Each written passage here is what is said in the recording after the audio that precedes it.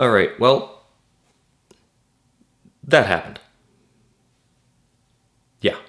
So, earlier in November, I ran the Dynamo Productions East Broadtop photo charter. And first off, that was a lot of fun. Thanks to the EBT, their staff, the Dynamo staff on hand, the attendees, the actors, it all came together to be a really wonderful and really enjoyable day. And speaking of Dynamo staff on hand, there were 6 of us, and in total we had 7 Lumix cameras all set up to shoot in vlog. Yup, this is about log recording.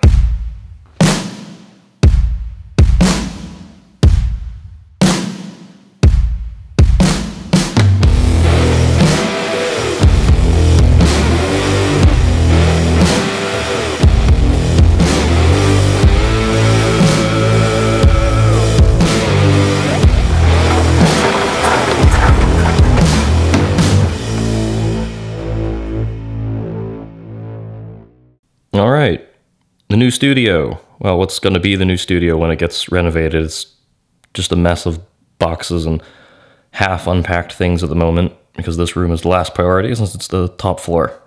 A whole bunch of my Dynamo gear. It's my backup editing rig, camera bags, a power drill because, you know, renovations and whatnot. Just some random junk that found its way in here because there's no room anywhere else with everything getting upset for new floors and whatnot. A couple dozen terabytes of Dynamo Productions footage. The camera that I pretty much built Dynamo on. I just keep it at this point for memory's sake.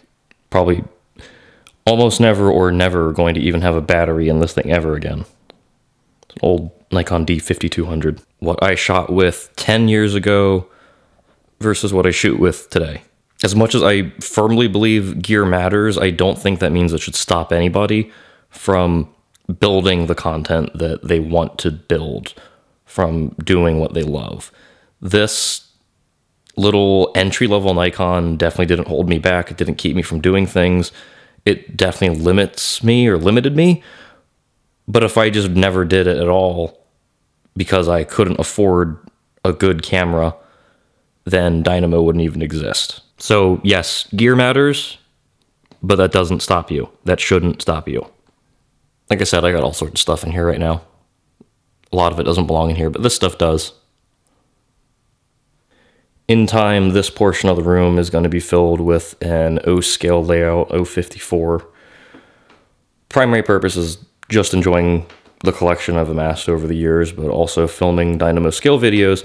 Meanwhile, that section of the room against that wall is going to be the permanent editing and studio desk where I'll film most of these videos and do all my editing.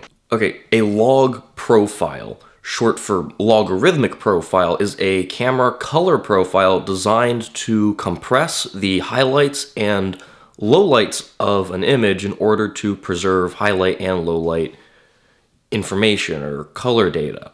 That way you don't lose the details in those highlights and lowlights, and you can, in post-production, push them back to where they look more natural and create a more cinematic looking or more filmic, more realistic looking image that a standard color profile might not be able to achieve because those highlights and lowlights get blown out or they clip, and then when you go to put the video together, you have lost the information there. There is no more detail. In log, it tries, anyway, to retain that color, to retain that information and detail to create a more dynamic image with greater dynamic range. Now, straight out of camera, log profiles look, like I said, very flat. There's not a lot of color there, at least doesn't look like there's a lot of color. And that's exactly how they're supposed to be. Straight out of camera, they're not exactly useful. You have to put them into an editing program and then color grade them or apply LUTs. LUTs are essentially a shortcut that stands for a lookup table, and they allow you to apply changes quickly to your footage in order to color grade it rapidly and create a consistent look that you are satisfied with. Just looking at this shot, you can see straight out of camera it is very bland. It's flat. With just a LUT added, it can bring the colors out. And different LUTs can be used to help you build different looks quickly with more consistent results. Now, not all cameras have a log profile. Some will ship with it, some will not, but the manufacturer may offer a log firmware update, sometimes for money and sometimes for free.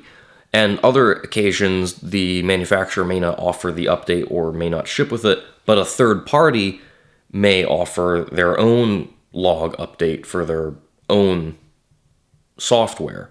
And every manufacturer's log form or log profile is a little different. It is designed for their sensors and their firmware, their color science.